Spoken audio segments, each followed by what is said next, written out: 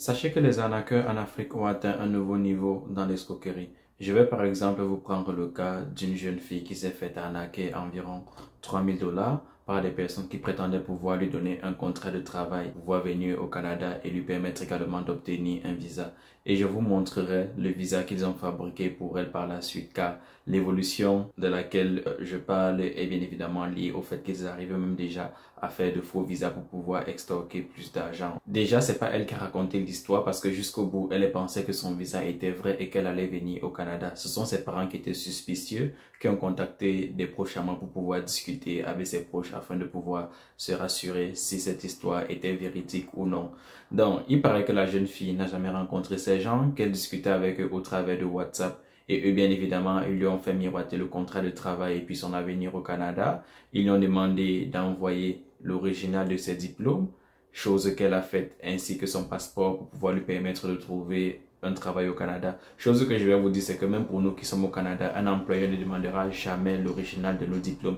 Et même pour vous qui sont en Afrique, l'employeur n'a rien à faire avec l'original de vos diplômes. Au maximum, il voudra peut-être voir des copies certifiées ou juste que vous scanniez et vous lui envoyez juste pour confirmer que vous avez les diplômes que vous prétendez avoir. Elle a envoyé l'original de ses diplômes et son passeport et puis en guise d'empreinte digitale qu'on doit soumettre, il paraît qu'ils lui ont demandé de mettre ses empreintes digitales sur des formats A4 et de le leur expédier, ce qui est assez risible puisque étant donné que c'est une Camerounaise, on donne les empreintes normalement au centre de réception des demandes de visa à Yaoundé et ça se fait de façon bien plus moderne que ça, c'est-à-dire que vous mettez vos empreintes directement sur la machine qui les enregistre. Donc, quelques temps après avoir commencé les procédures, il lui envoie une photo du visa que je vous mets actuellement à l'écran pour lui dire que oui, tu as obtenu ton visa pour le Canada. Il lui montre le visa et il lui disait qu'elle doit envoyer une certaine somme d'argent au Canada pour pouvoir assurer ses frais de subsistance quand elle arrivera. Et pour pouvoir expédier cet argent, il lui envoie le document que je vous affiche actuellement à l'écran. Et ce document est assez risible puisque dessus, vous pouvez voir que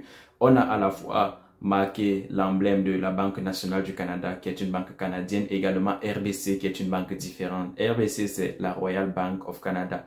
Donc, ça n'a aucun sens qu'on puisse mettre les emblèmes de deux banques sur un même document. Après avoir dépensé 3 000 $, c'est là que ses parents décident de contacter donc mes proches pour pouvoir en discuter avec eux. Et eux qui font comprendre aux parents que bien évidemment que ce visa est faux. Et même quand vous regardez le visa, vous pouvez voir que le visa a été émis à Québec et bien évidemment j'ai caché toutes les informations qui pouvaient faire identifier la personne. Donc vous pouvez voir que le visa a été émis au Québec, ce qui est totalement faux étant donné que si vous êtes en Afrique et que vous devez obtenir un visa pour venir au Canada, votre visa portera la mention de Paris. Avant la Covid, c'était la mention de Dakar puisque la plupart des gens avaient l'habitude d'envoyer des dossiers papier et les envoyer à Dakar. Mais depuis la Covid, quand vous soumettez votre demande en ligne, en fait, c'est à Paris qu'on étudie votre dossier et le visa porte également la mention Paris. Et puis, vous pouvez également regarder la date de validité du visa qui va du 25 janvier 2022 au 25 janvier 2027, qui est une autre aberration, étant donné que le passeport camerounais n'est valable que 5 ans. Donc, si on considère que le passeport camerounais est valable 5 ans et qu'on a donné un visa de 5 ans, ça implique que son passeport a été émis le jour où on lui a donné le visa, étant donné que votre visa ne peut pas dépasser la date de validité de votre passeport. Et même là encore, il y a plein d'autres détails que je pourrais souligner qui montrent que c'est un faux visa.